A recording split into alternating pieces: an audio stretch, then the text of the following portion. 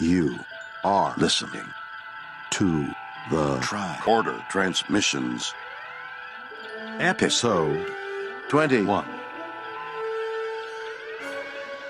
And now, here are Craig and Jeff.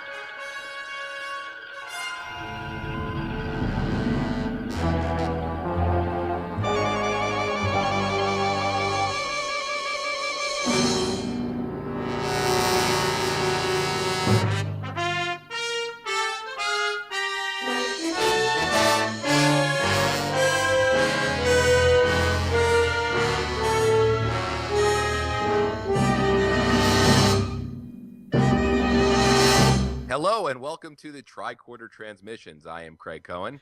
And I'm Jeff Hewlett. And this week we are talking about the return of the Archons. Yes, sir. One of Gene Roddenberry's top 10 favorite episodes. Interesting. Yes. I did not know that.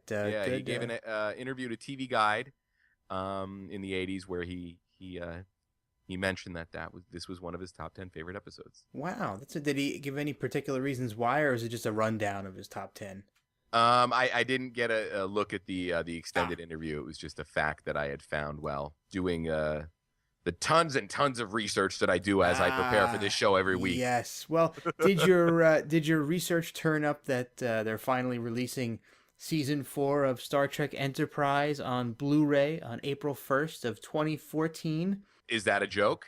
No, it's not. April 1st. That's that's pretty funny. No, I did not know, and Enterprise is sort of a show that we've talked about on and off on this little podcast of ours, and it's a show that I'm starting to get anxious to watch. I wouldn't get too anxious, but a little enthusiasm is okay.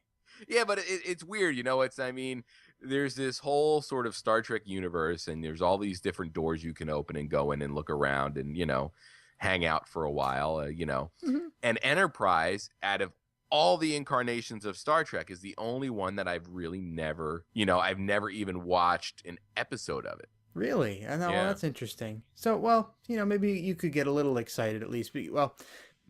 Because once you get through the first couple seasons, you get into seasons 3 and 4, there's actually a lot of really good content in there to get through that I think you'll like. I mean, despite some of the weird retcons they do in there, it's still a lot of fun. Their mirror universe story arc is really fun to watch. Yeah, that's kind of cool. I guess that's like a staple of the Star Trek series. If you're going to do a Star Trek series, you better do a mirror universe episode. Yeah, you might as well. And I think out of all the mirrors, besides of course the original series, I think I like the Enterprise mirror the best. Oh, cool. It's actually it's done really well. I mean, there's a couple things you might roll your eyes at, but overall, it was pretty tense. Kind of kept me on the edge of my seat, and it didn't make me not want to watch the rest of it. So that's kind of for me, that's a big thing. Oh, that's got me even more interested. Well, now here's the bad news. Okay. So it looks like the Blu-ray set will cost $130 US. Yep. But it can be pre-ordered on Amazon for about $91. So if you order now, you can save yourself a good chunk of change, almost $40 if you're into that kind of thing.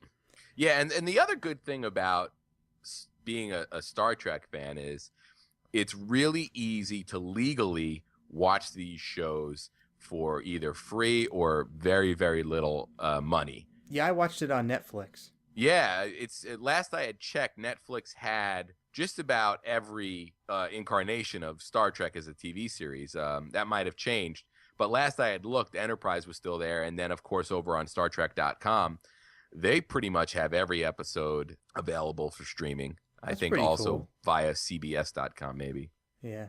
Well, that's a good thing for all of us out here who haven't seen every episode of every series. We have the avenues available. Yeah, but that's one of the things that it seems like the company releasing, and I guess it's Paramount or CBS. I'm not sure who has the rights for the TV stuff in terms of home media. I think I remember seeing Paramount logos on the Blu-rays I've been watching. Yep. Or a CBS logo, or maybe both. But long story short, Star Trek has historically always been a very, very expensive series to own. You go back to the VHS releases. I remember they used to, go into my local Suncoast in the mall, Mm-hmm. which I'm kind of dating myself, and looking at the entire 79 episode run spread out over 100 plus VHS tapes where they put 2 per episode for, I think it was like $13. I don't remember the pricing, but I remember seeing the VHS tapes there and going, God, I don't think I can justify. Yeah. I mean, it was kind of nice if you only wanted, a handful of episodes. Yeah. I have the City on the Edge of Forever as an official purchase, and that's a standalone episode. Yeah, and other than that, I mean, if you wanted to purchase as an entire set, like we did for the Blu-rays, Yeah. it was so untenable. Yeah, well, and even back then, the idea of releasing an entire TV series wasn't really, a thing. I mean, that really exploded with DVD, and that you could say, sort of defined, DVD was, it had a, huge impact on DVD becoming sustaining for as long as it did. But even when Star Trek came out on DVD, for the longest time, I only owned season 1 because I went to my local Best Buy the day it came out and got it for the sale price of like $105. Yeah, it would. Those sets were so expensive, man. I never bought the DVDs because I just could not justify the purchase. I was younger at the time and couldn't really afford them anyway, but that was just a lot of cash to dump on a. Yeah, and in the long run, I'm glad I never really caved in and got 2 and 3 because it made buying the Blu-ray a lot easier for me because I said, hey, I'm paying less for the Blu-ray than I did for season 1, and I'm getting all of season 2 and all of season 3, and then I'm also getting the remastered versions of the season 1 episodes. So if I had already owned all 3 seasons and had paid over $300 for it would have been really hard for me to dig in my pocket and buy the Blu-rays. Oh, for sure. Plus all the great bonus content on the Blues. There's a lot of great little documentaries on there, and it's just a lot of good fun stuff to watch. Yeah, the DVDs had those too. Oh, did they? Yeah, they were pretty good. Some of them had like a text commentary. Ah. Yeah, and then I remember the one I got, it had a bonus disc from Best Buy that had a handful of featurettes that were exclusive to that release. Oh, check you out. So with the hustle and bustle of the Christmas season, you want to just jump right on into this episode and get started? I think we've talked long enough. I know I still have to go out and about and get some of my Christmas shopping done.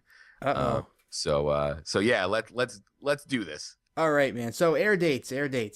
Return of the Archons aired on February 9th of 1967, and we had a remaster showed up on December 8th of 2007. All right, and I have a quick write-up from the February 4th, 1967 TV guide. Kirk's search for survivors of a long-missing starship leads the captain to a society where visitors are treated like infection, which must be absorbed or destroyed. Now that sounds very ominous. Yes. So, are we ready to get this thing started? Our scene-specific commentary? Sure thing, and we can get started in 3, 2, 1. So, once again, we're dropped right into a scenario, kind of like we were with Tomorrow is Yesterday. And it's not a familiar Star Trek scenario, right? It's not, flying through space like we're used to. Now we're seeing Sulu and some guy O'Neill, right? And they're in sort of maybe 18th century garb. Yes. Running from some unseen threat. Yes, who was actually Sid Haig, who a lot of people might remember from the Rob Zombie series of films, House of a Thousand Corpses and The Devil's Rejects, but he's done a lot of film work in the last 40 years, and this is one of his early appearances. Oh, very cool. I did not know that. I didn't know it until this actual, getting ready to do this episode. Check this out. I love the way that that Sulu sells this. Watch, and watch how happy he is when his head comes back down. Ah. Yeah. Hello there. Oh my. And then he gets beamed up after he's been made happy. Yeah. By the mysterious guy in the brown robe. So, And you know what else is really cool about this this stinger is I think Sulu finally gets a chance to stretch out and do some acting. He's got a couple of lines here. Yeah. You know, this After is really being neat. absent for the last episode, I think. Yeah, he keeps getting dropped out of episodes. There's a lot of episodes that seem to not have any Sulu and Scotty in them for whatever reason. Yeah. But now he's finally given a chance to really act a bit here. He does a good job. He really sells it, I think. He throws the garment there, and he's getting a little upset because he's the other crew members are not part of the body. Yes. So we'll find out a little bit more about the body shortly. And Sulu is called out for somebody by the name of Landru. Yes. Landru. And I remember, I'll confess, when I was younger and I first saw this show, for some reason I kept thinking the spelling of Landru was like a French thing with like an L apostrophe and the name Andrew. Yes. I never realized. Now I've watched that. Now I'm older, and I'm also, as I'm watching the subtitles, I noticed that it's actually Landru. So okay. I feel kind of silly. Yeah. But so this is actually historic. This is the only stinger that ends with a shot of Sulu. Oh, wow. Okay, yeah. Neat. Yeah, pretty neat, huh? Yeah, there's a couple of firsts in this episode as well, and I guess we'll hit them as they happen. Yep. But this was also one of the potential ideas. The script hadn't been fully written yet, but the idea for this episode was pitched to the network for one of being made as the pilot episode. And it was submitted under a story outline that Gene Roddenberry had come up with called The Perfect World. And of course the network decided on The Cage instead, but in some alternate universe, this was the pilot episode of Star Trek. Wow. I don't think this would have been any more successful than The Cage, possibly. Yeah. But here we see the ship in orbit around this blue Earth-like planet in the remaster. Mm-hmm. That is, and he right off the bat, you got a captain's log. They're orbiting a planet called Beta 3, and Kirk says that they're investigating a spaceship that disappeared there 100 years ago. Yes. So they're just getting to this now? Yeah. And it seems also funny that they were exploring strange new worlds. Yeah. Here's an interesting moment where Kirk confirms that they beamed down okay. Yeah, materialization completed. That never happens. Yeah, it just seems like such a weird thing for him to do, or at least it didn't seem like something that they did on a regular basis. No, and what Spock is doing here too seems a little bit strange to me. Is that Spock is essentially emotionless, but he's able to detect emotional qualities in people just by looking at their faces. So he's saying, "Oh, there's a vacant look on this guy's face. Yeah. He's expressionless and mindless and very strange." And Spock, of course, is wearing a hood. Yeah. To hide the ears. He doesn't want to displace anybody here. Mm-hmm. And this is actually the Desilu backlot, and a lot of TV shows filmed here. Probably, the one most people remember is Andy of Mayberry. Oh. Yeah. I was wondering where this was. Yeah, it was, I guess, 40 acres. It was 40 acres of land that Desilu had backlot and sound stages on. Oh, that's pretty cool. Yeah. You notice how easily and quickly Kirk and Spock and the rest of this landing party kind of pick up the local customs. Like they automatically went with the joy to you and the little heart pat thing there, and yeah, that's kind of speaks a lot about the experience they must have on visiting these alien cultures, and being quick enough on their feet to think and get themselves acclimated and not cause suspicion. Yeah. And I guess unfortunately for them, they beamed down at just the right time, or I guess the wrong time, depending on who you are. But they showed up just in time for the Red Hour? Yeah, they call it the Red Hour or the festival. Or the festival. Yeah, and all of these extras in here really sell this. Mm-hmm.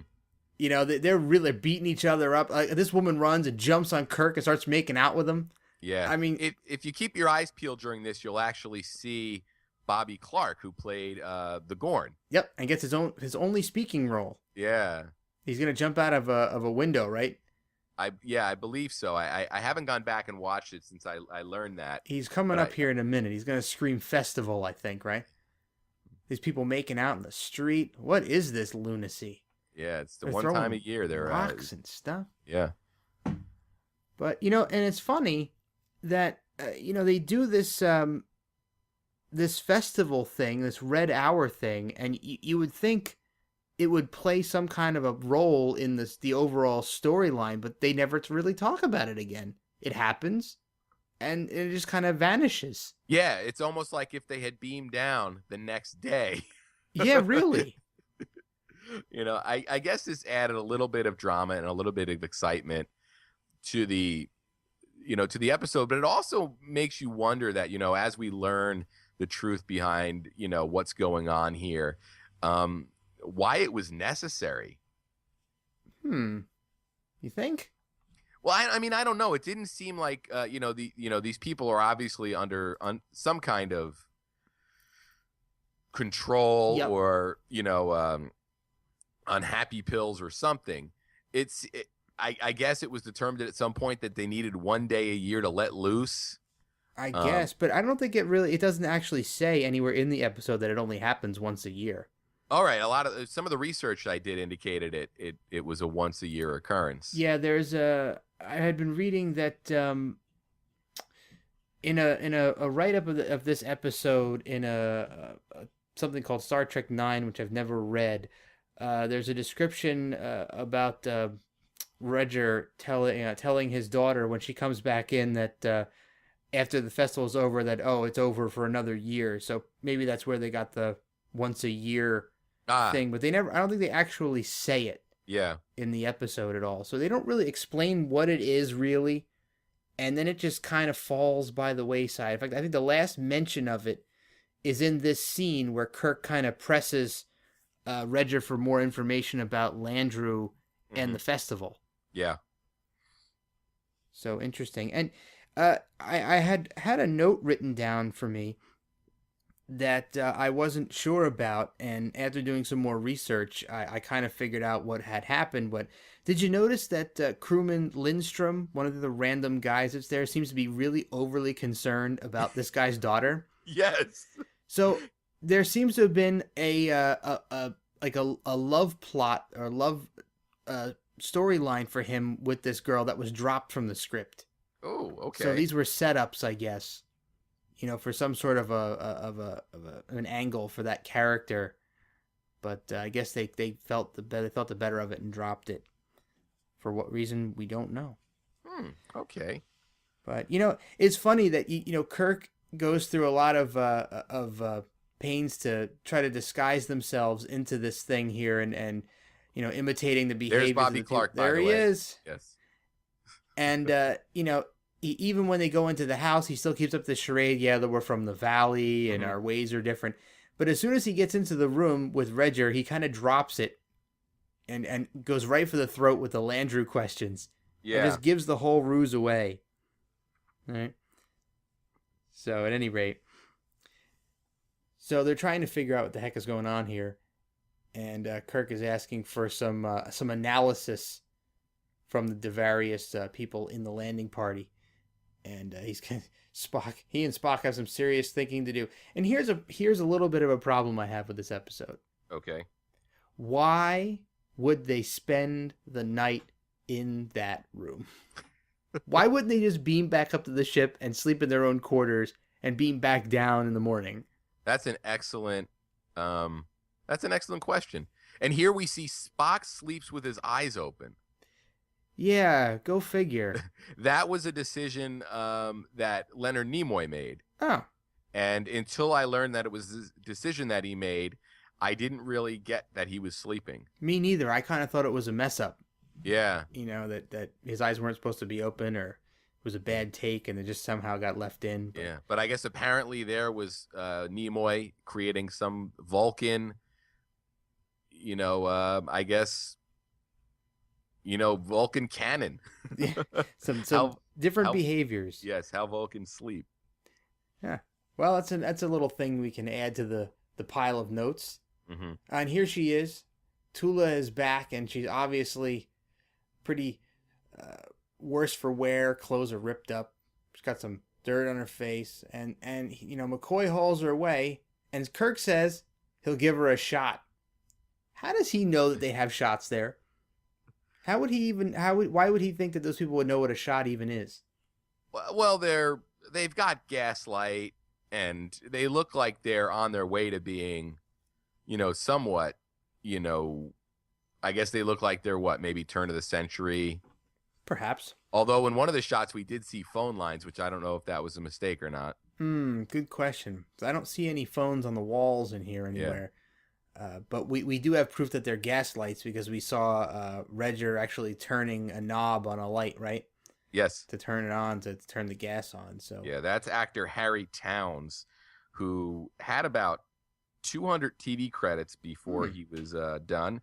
Wow. And he was on The Twilight Zone several times, Alfred Hitchcock Presents, and The Wild Wild West. Oh, and the other guy, the older guy, is a little familiar too. Yeah. To me. Uh-oh. Yes. He mocked the lawgivers. That's all it takes. Yeah. He was actually in the cage. That's why you recognize him. That's right. He was one of the crash survivors. Yeah, that's right. Okay. And then he will also show up again in For the World is Hollow and I Have Touched the Sky. Oh, all right. And he will also have a similar fate in that episode. Oh. Well, I don't think he's very long for this episode at this point. Oh, and the little fireworks and the smoke. And he's done. And he goes over. Well, he fell pretty slow. So that's interesting. So we find out that these guys in these brown robes with these tubes in their hands kill people, apparently, for disobeying some sort of rules or speaking ill of the lawgivers. Yes. Huh. So you can't say anything bad about these guys. But it's funny. Kirk sees what happened. He witnessed this guy getting, I don't want to say gunned down because he wasn't really gunned down. But Kirk is his defiant self. He looks over like, yeah, I don't know. I don't think we're going to go anywhere. Yeah. And there he says, we're not going anywhere. Yeah. And it's funny how later in the episode, he'll finally have to go somewhere. It almost seems like, Spock later in the episode is able to be, hey, okay, we can't really play with them anymore, which I think is funny. It is. So we're seeing, I'm not sure what if it's just his typical bravado that he's not playing along with this, or it's funny that Kirk almost looks like he's taking this as a joke. Yeah. He's got kind of a smirk on his face there. He's like, yeah, guys in robes, magic sticks, yeah, whatever. And now they've got to re-explain themselves because they think Kirk didn't understand. He's just kind of like, And he's kind of going to accost him. Why did you kill him? And they're not going to answer, of course, but the word of Landru, there's that name again. Yes. Yeah, you will be absorbed. I found the concept of absorbed to be very interesting. Doesn't it seem very almost a precursor to the Borg assimilation? I was going to say, as this episode went on and we got a reveal of what was going on here, that, this sort of hive mind or collective, it definitely felt very, very Borg-like to me. Yeah. Especially, I agree. Towards the end of the episode, basically how they get out of it. It seemed like, a way they've dealt with the Borg before. Yeah, exactly. You notice how Kirk just grabbed the weapon out of the guy's hand like nothing. He's like, yeah, give me that. And Spock looks at it. He's like, this is not any kind of machine or anything. There's no mechanism in here. You know what else I learned, putting together research for this episode is this is one of the most expensive episodes of the series. Get out. Which I would not have guessed. Me neither. But based on the locations, the sets, and the amount of people, the amount of bodies. Yeah. Yep. I think they spent $28,000 just on actors. And adjusted for inflation, this episode would have cost about $1.5 million to make. Get out of here. Yes. Wow. Which is very funny because I originally watched this and I said, oh, this must have been an episode they made on the cheap, to That's sort what of. I thought. Yeah. I figured it was a back lot somewhere with sets they already had. I wasn't sure where. And costumes I figured they already had. But I didn't think about, how much all these people. There's an awful lot of extras in this. Yes.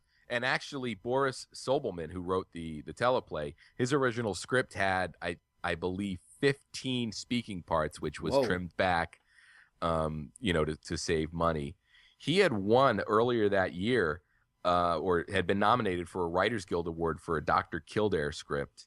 And he also wrote for Alfred Hitchcock Presents, The Girl from U.N.C.L.E., and The Man from U.N.C.L.E. So he was a freelance writer who was not invited back to Star Trek for a number of reasons, one of which was failing to include Gene Roddenberry's name on his first submitted version of this script. Oops.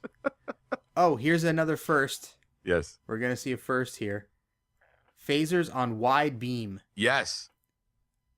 So apparently now we see another phaser setting that can stun multiple people in one shot in a kind of a wide burst. Yeah. And watch this one guy fall. He kind of breaks his fall with his hand, which I think is kind of funny. Yeah, that is pretty funny. He kind of spun around a little bit there. Yeah, he wasn't a stunt performer, obviously. No. A stunt guy would have been just like, okay, I'm taking the bump.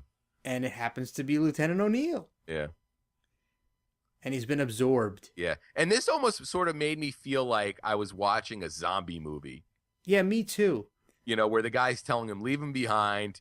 When he wakes up, he'll basically kill us all. And you know what I love about this too is I had the same exact feeling as crewman Lindstrom, who yells, we've got O'Neill, let's beam out of here. Yeah. So they've got what they wanted. Why not get the hell out of there? Well, I don't think that's in Kirk's nature. Well, it's not, but... And you've also got Sulu up maybe on the Enterprise, who clearly isn't himself. No, but shortly here, we're going to find another reason that they have to stay on the planet. I won't reveal it until it actually... I won't go over it until it happens, but I was thinking to myself that if they had reversed a couple of scenes in this episode, them choosing to stay on the planet would have made a hell of a lot more sense. So, yeah, some kind of light panel that he just pulled out of a which bag. Spock is pretty impressed by. Yeah, because it's technology that shouldn't exist in this place with what they've seen as far as technology is concerned. So they said it was from before Landru, so a long time, with thousands and thousands of years prior to the present time. And here we see the tricorder doing some nice work. Yeah, it's reading some power from somewhere close, some power emanations from very close by. Yeah. I think if I could have any Star Trek technology, I would want the tricorder. Really? You mean like portable handheld technology? Well, but with the powers that the tricorder seems to have. Oh, I'd take a phaser. But how often are you really going to need it? All the time. I guess you just, keep it on stun. Yep. Yep. Someone annoys me, zero. Or Done. you're online at the Apple Store, you just put it on wide beam. Well, that's right, man. Knock everybody out. Walk up to the front of the line and say, hey, here's my credit card. Hey, why not? Pull up to the car wash. Little guy puts his hand up, take my money, zap him, drive right through. Free car wash. I'd imagine eventually there'd be talk of a crime spree of some kind. Well, come get me. I got the phaser. I'll just stun everybody. Officer, yes, I am Jeff Hewlett, officer. He's stunned. Not hurt. Then I just walk away. Ooh, traffic ticket? Stun. I don't know.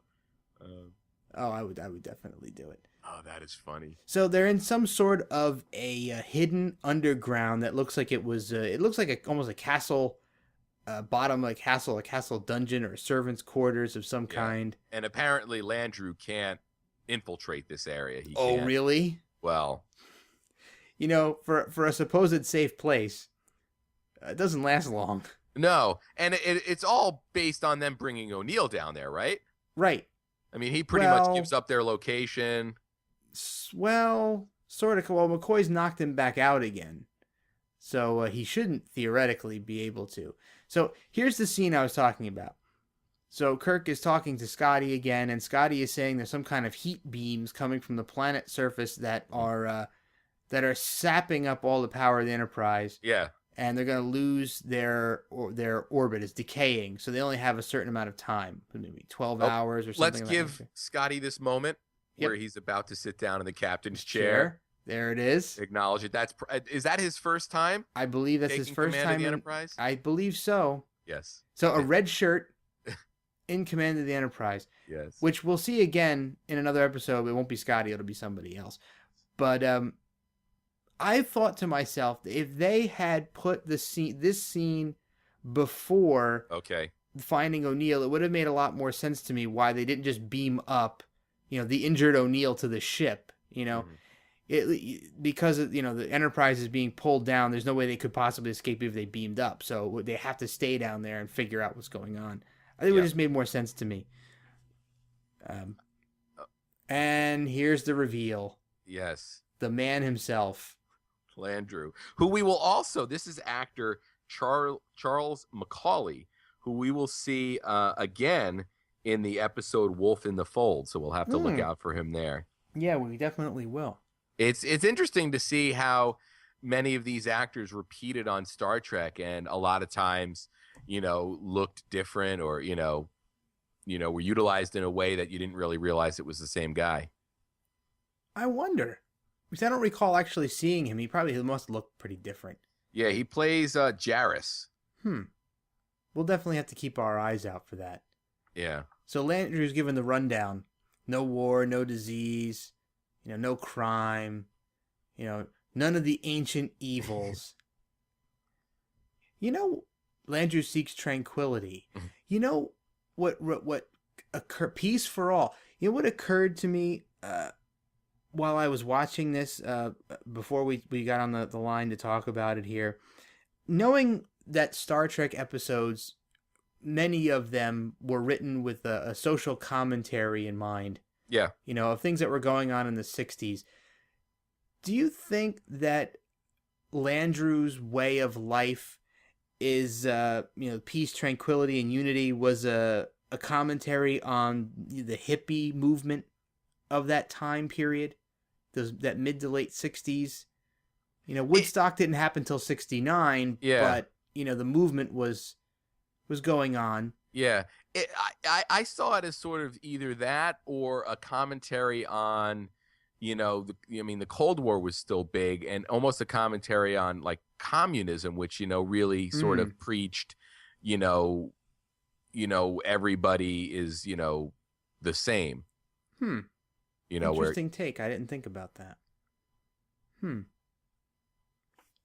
Could be either way, I guess. But either way, communists and hippies both deserve to be put under a spotlight. Yeah, or knocked out by sound waves, as everyone in the episode just has been. So another nice commercial break. This episode has a lot of good commercial cliffhangers. Yeah. It definitely has a good pacing to it, which definitely would have made me rush back from the kitchen to the bathroom watching this first run. Yeah, definitely. This episode is kind of it does move. It's an episode you would think would be slower or might suffer from pacing issues or kind of having to throw some filler in there, but they keep the story moving pretty well throughout the whole episode. I don't think it's a time where you kind of lose track of things or kind of get bored of it. Mm-hmm. And now I guess Kirk has discovered that they've been stripped of their weapons. That's true. And they're now locked into this super secret hiding place. Yeah, and notice that rock door has hinges. Yes. Did you notice that? That's interesting. I love the way the rocks look in Star Trek. This sort of reminded me of the caverns in What Are Little Girls Made Of? Oh, yeah. A lot of interior caverns take on that look in Trek. Yeah. I really like the set design and the production design and on Trek. Yeah, those painted foam walls, but they pull it off pretty well. Actually, that almost looks like concrete blocks or something, doesn't it? Mm-hmm. They do a pretty good job with it. Yeah, and we're watching it, in a way better broadcast medium or playback medium than it was broadcast in 67. That's true. I always marvel at the sharpness and the great color on these Blu-rays. Yeah. This episode really looks good. Like the costumes, you can tell Kirk's jacket is kind of purplish, and he's got like a little pattern on the vest inside.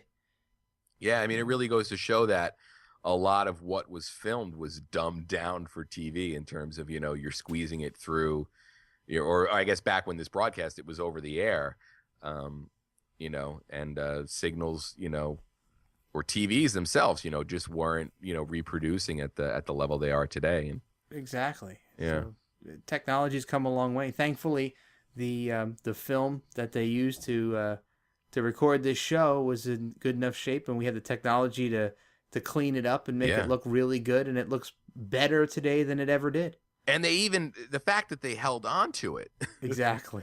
I mean, you hear horror stories, in terms of, film preservation of, films that are just lost, or even if you go back to the BBC and Doctor Who, which was filmed on video or was recorded on video, there's a lot of early Doctor Who episodes that are just gone because the BBC broadcast them, needed tape stock, and just erased them. Oh, that's horrible.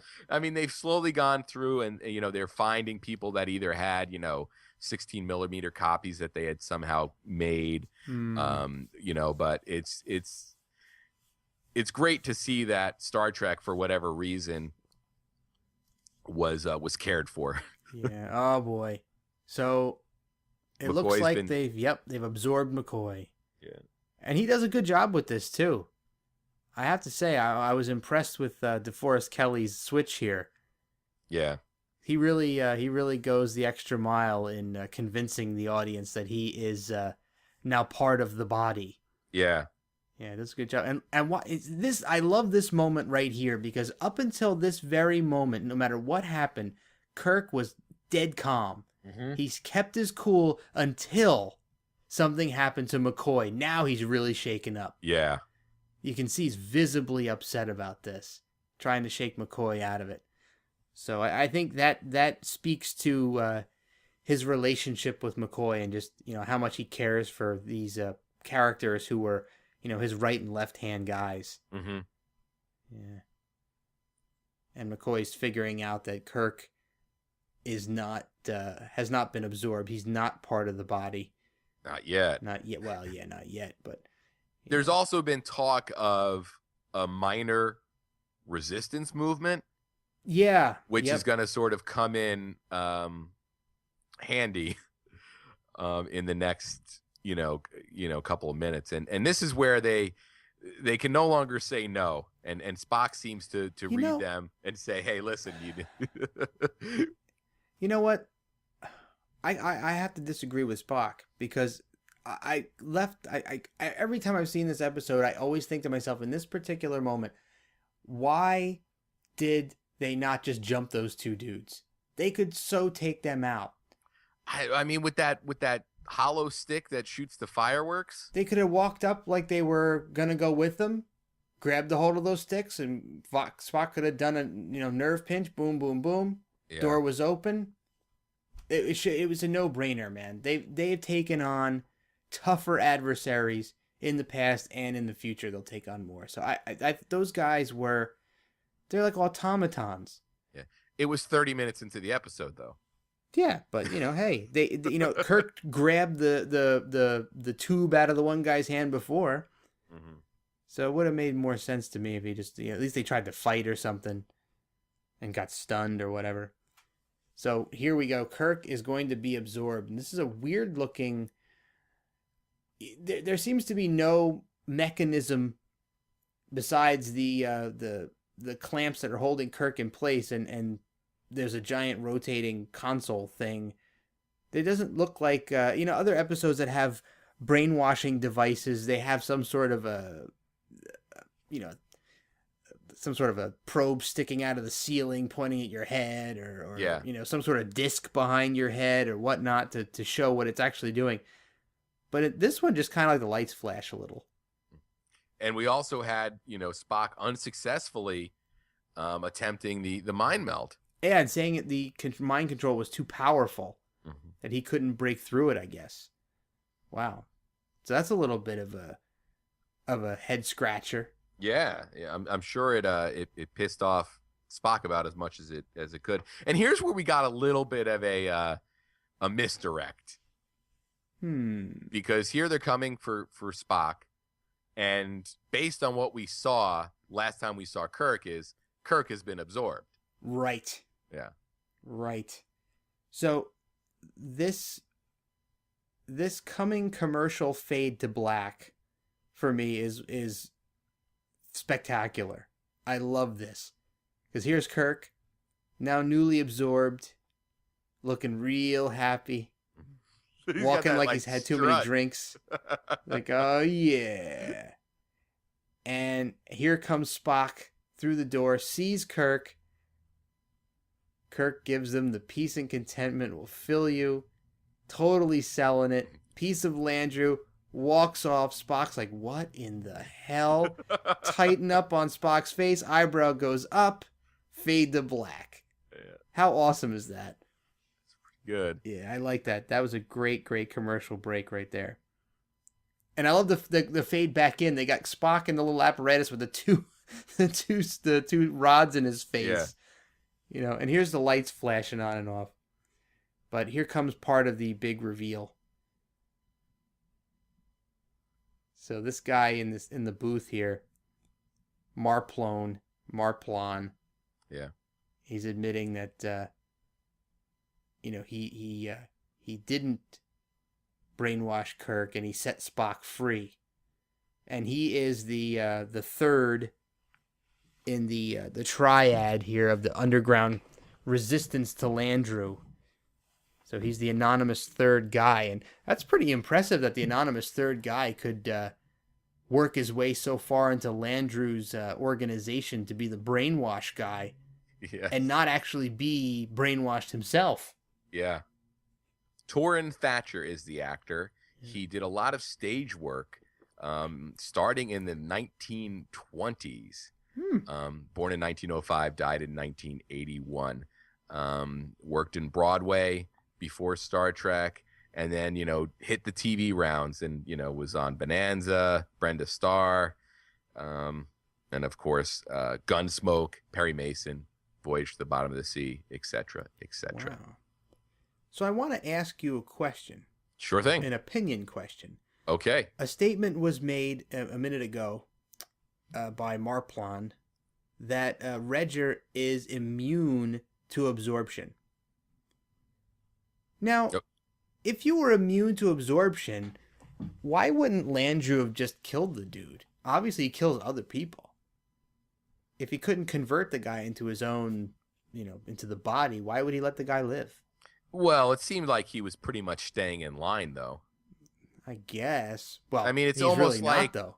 You know, I mean, it's. Would you go out of your way to step on an ant? If the ant was a threat. But that's what I mean. But you're gonna find out soon that Landru is extremely paranoid. Yeah. You know, Landru, you know, he's converting and absorbing all of the aliens here, Spock and Kirk, and, you know, just because they happen to be, you know, not part of the body, he perceives them as a threat, even though they haven't really done anything. Yeah. You know, they're just there, you know. No, that's interesting.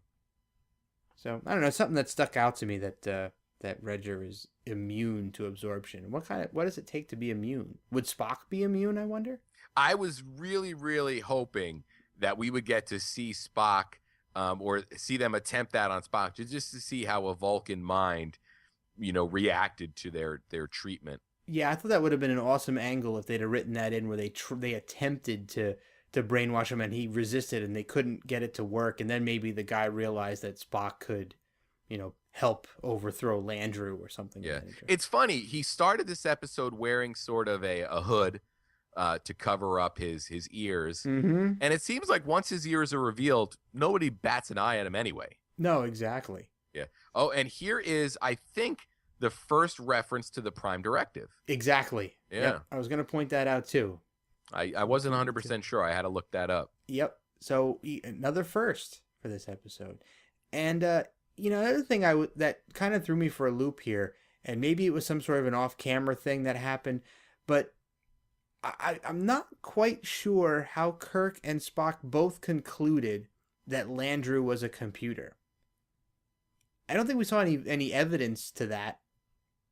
Yeah, I think the only thing is they were noticing, I guess, inconsistencies or anomalies. Perhaps, yeah. Or a break in logic in the way that it thought. Perhaps, yeah, that's a good one. And, came to the conclusion that if it thinks a lot like a computer or acts a lot like a computer, it must be a computer. Yeah, well, okay, I can buy into that. I'll buy that. Uh-oh. And here is a great preview of the crazy McCoy from City on the Edge of Forever. Yeah. Traitors! I love it. McCoy really does a good job with that. Yeah, Kirk didn't want to hurt him. No, he's getting choked, and finally he had to put him out. Mm-hmm. Oh, Doctor. Here's a funny little moment. Yeah, I love this one. See, look, now watch how easily they take these guys out. Yeah, and Spock did not use the nerve pinch. Nope, and Kirk comments on it. Yeah. So he's a little old-fashioned. Apparently, director Joseph Pevney, who returned from Arena, was told they had to limit the amount of nerve pinches because they didn't want Spock to use it too often. Huh. Yeah. Interesting. Yeah. So it created what a really cool moment, though. It did. It's in those moments where you're challenged that I think creativity really shines through, and that created a really cool little bit of comedy. Yeah, I kind of got a little smile out of that, especially Kirk's comment about that being somewhat old-fashioned, and Spock kind of looked like, it works. Mm-hmm. So now they're going to try to get back a hold of the Enterprise. They've been out of contact for a while. Yeah, and these guys are really starting to get a little uneasy as to, Kirk and Spock's endgame here. Yeah, a couple. I'm not sure what they thought. Starting their little mini resistance. This seems like the logical conclusion of what they would want. You would think. I mean, the guy purposely didn't absorb Kirk or Spock and helped them get away, gave them their weapons back, gave them their communicators back, and then when they're going to go after Landru, then he's like, oh, no. You would have thought that he wanted them to. Yeah. Yeah, I don't know. I guess it's one of those things where, you wish for something long enough, and then when it happens, you wonder if it's something you really want. Yeah, good point. Or they're realizing that they're at like the point of no return now, Yeah, or maybe they're really, really afraid that Landru is going to kind of stop the plan, and then they're both going to have to suffer for it because they're both traitors at this point. Yeah, and look at Reggers kind of actually getting ready to offer himself over, right? He's like, "Oh my God, I will be yours, Landru. I offer myself to you." They're very dramatic. Look at him. Yeah. Put the hand to mouth. He's looking around like Landru is looking down on him. Oh, the terror. Yeah. They're selling it, though. Yep. And Kirk's basically saying, hey, this is what you want. You wanted freedom. Yeah. It doesn't come cheap. Nope. And this is a speech that Kirk will give other times as well. Oh, here he goes. He's submitting. He's bare myself to the will of Landru. See, and there's the nerve pinch. Yep. And wait a minute. Throws him right there. It is. He would have done 2 nerve pinches. Yeah, so apparently they didn't want him to use 2 nerve pinches in such close proximity. That makes sense. Yeah. That makes sense. So we're inside this strange-looking orange and blue hallway. And apparently this is where Landru hangs out. He's got very poor interior decorating taste. A lot of triangles. Yeah, a lot of weird colors. And a door that opens out. Yeah, isn't that? It seems like I would never be comfortable having a door that opened out because it would be easy for somebody to lock me inside. Exactly. But here we go. And, now they take the hood. Those are some interesting looking hoods. They look like they have some kind of rigidity to them. Yeah. Almost like nuns. Like a nun's hat. Mm-hmm. So, and here's where Landru actually hangs out, right? It's a pretty stark looking room. Yeah. Not much going on in there. And you know what I love about this? That despite everything that's happened in this episode, despite McCoy and Sulu, two primary characters, and the threats of death, Kirk still attempts diplomacy with Landru. Yeah. He's still going to give it a shot. He doesn't automatically whip out his phaser and start shooting, even though he could. I think that speaks a lot to Kirk's character. Yeah. Especially after he just lost his crap there with McCoy. Got real upset. And Landru's pretty much... Landru's kind of like one of those telephone robots that call you from the insurance company. He just keeps saying the same things over and over again. For the good of the body, allow me to sell you this auto insurance. Yeah. I got one of those phone calls the other day from a company that wanted to sell me a cruise. Ooh. And I was amazed at how good those voices are becoming. And we're only a couple years away from not being able to tell that you're talking to a machine. Yeah, I know. That's kind of scary. I was listening to a podcast not long ago, and they were a tech podcast, and they were actually talking about where the Wall Street Journal had called one of those the numbers back and was trying to talk to the robot to get it to admit that it was a robot, and it kept denying that it was a robot, but it was clearly a robot. Yeah. And there's the reveal. Yep. Now we have the reveal of the big supercomputer. There it is. And this is where I know I already mentioned What Are Little Girls Made Of, but this is really where I sort of got. They're almost making drawing the same conclusion that What Are Little Girls Made Of, Drew, which is you can sort of, upload your memories to a machine, but something will be lost in the translation. Yeah. Good observation. Good observation. So they talk about the wisdom of Landru but the computer can't actually be Landru. But, here's another. This is such a really cool scene here. And of course now they disable the phasers. Yeah. But this is a really cool scene where Kirk pretty much talks a computer to death. It's brilliant. Yeah. Absolutely brilliant. That definitely has to go down in his log as something to check off your bucket list. Yeah, really. I talked the computer to, and funny enough, it's not the first time or the last time he's going to do it. Yeah. He's going to outsmart the computer. You would think Spock would be the one that would do it. Yeah. But Kirk is going to pretty much tell the computer that it is actually the problem, not the infection to the body. Yeah. But I really think he might have gotten some experience, dealing with the machines in What Are Little Girls Made Of, in terms of how to confuse a machine or a computer, or put it off balance. Yeah, and he practices on Spock all the time. And that was an interesting moment. He says, a question's been put to you, answer it. So does that mean in Star Trek time, if you ask a computer a question, it has to answer it? Yeah, you know what? That's interesting. I didn't think about that. Yeah, because, this is Landru. I mean, theoretically, it could kill them at any time. Mm-hmm. Huh. So we're discussing the body now. Now, what do you think of this computer from a visual standpoint? I kind of like it. Yeah, it's kind of neat, right? Yeah, it's big and blocky, and it very stark. Yeah. There's a couple of panels of nondescript lights that flash in a nondescript way, and that weird triangular light thing that flashes down with those little lines that go back, the little zigzag lines.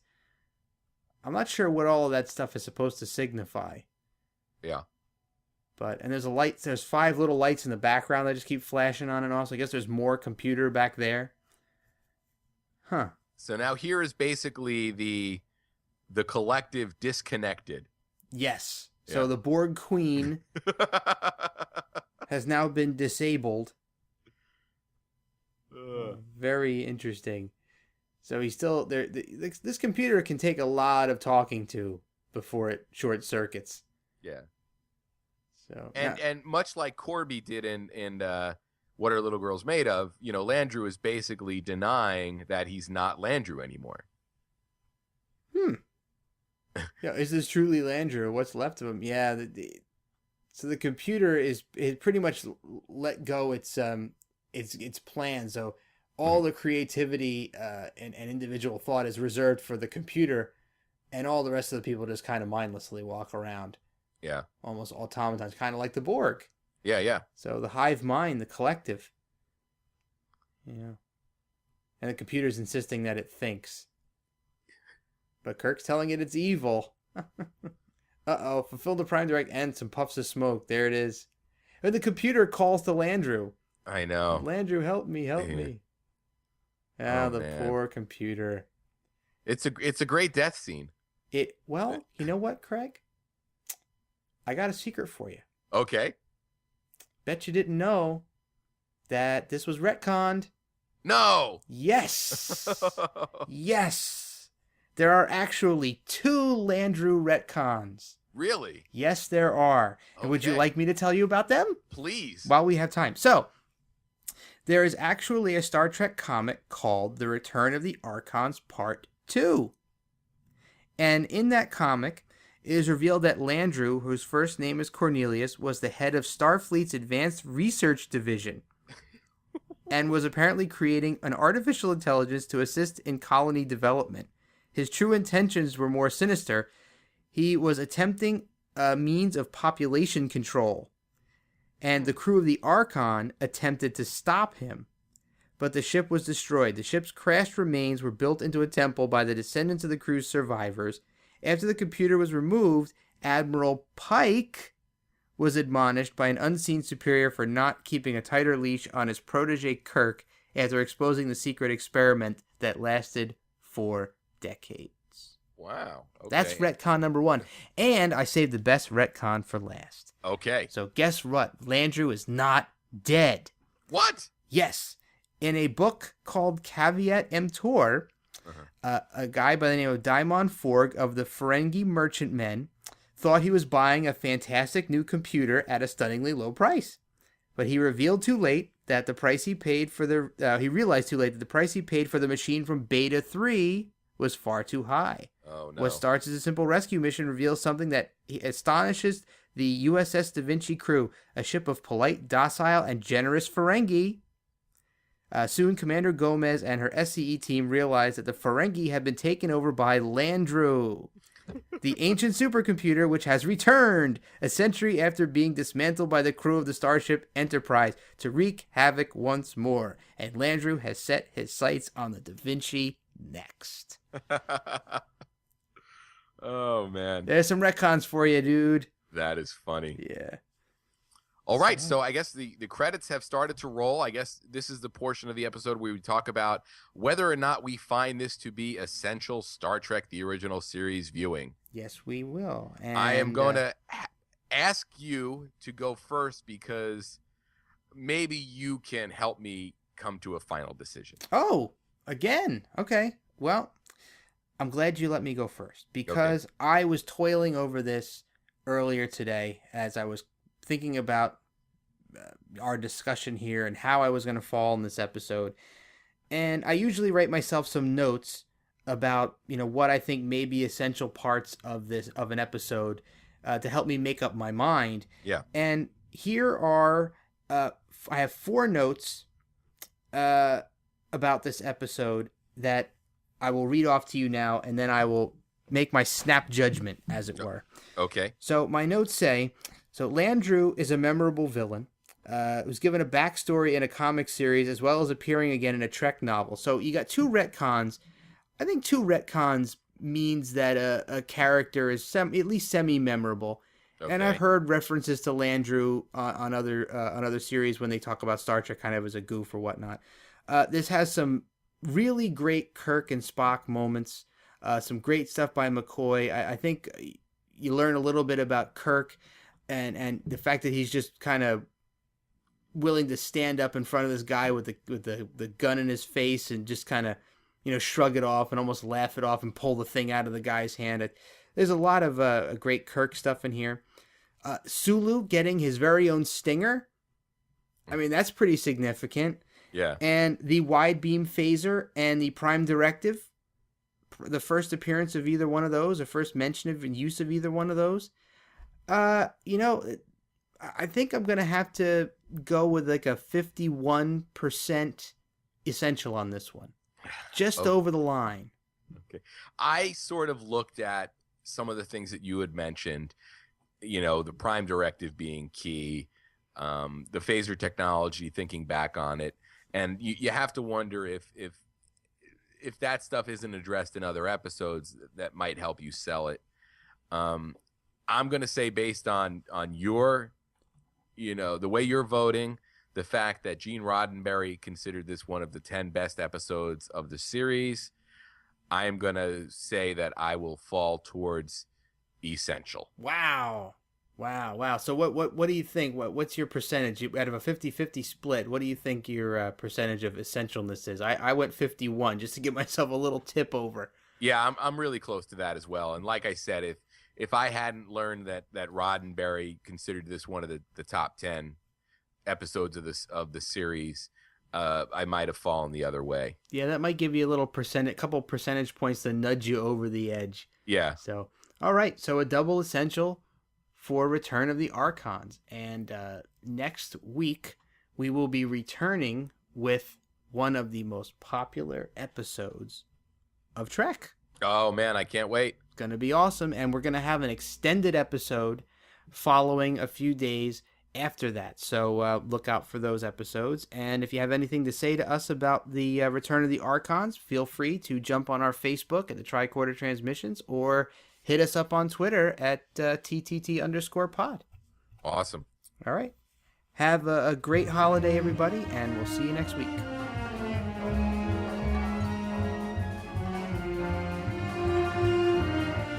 You're not of the body. Peace. You're not. To you, You're not of the body.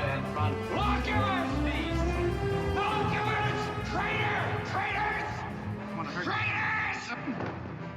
Doc, I don't want to hurt you. Traitors. Oh, Doc. Spock.